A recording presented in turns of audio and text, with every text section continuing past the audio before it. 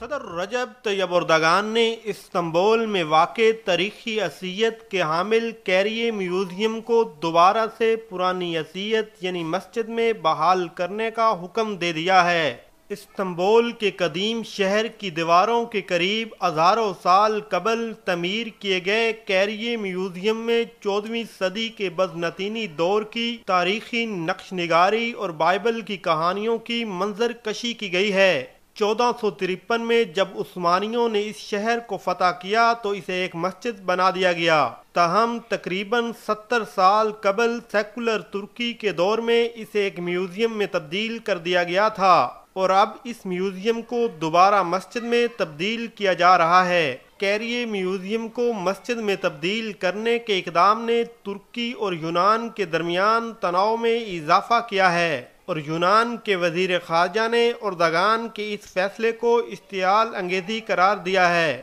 یاد رہے کہ تقریباً 86 برس کے طویل وقفے کے بعد گزشتہ ماہ بزنطینی دور کی اہم عمارت اور دنیا کے عظیم تاریخی ورثے میں سے ایک آیا صوفیہ میوزیم کو دوبارہ مسجد کی جگہ بنا دیا گیا تھا، اور اس موقع پر ادا کی جانے والی جمعۃ المبارک کی پہلی نماز میں صدر اردگان بھی شامل ہوئے تھے۔ واضح رہے، صدر رجب طیب اردگان نے اپنی انتخابی مہم میں ملک کی دو اہم تاریخی عمارتوں کی بطور مسجد بحالی کا وعدہ کیا تھا۔